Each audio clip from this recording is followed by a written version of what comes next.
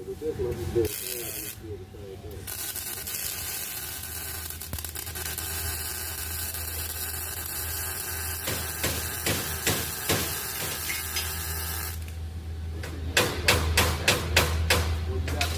what I'm saying? You gotta you know what I'm saying? It's like, keep that funnel in front of you. And that's the main thing when you're doing this thing. You don't want to be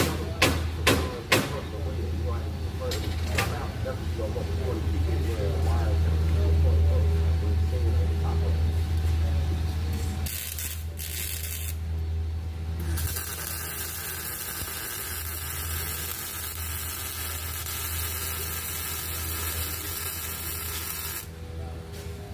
See how that was?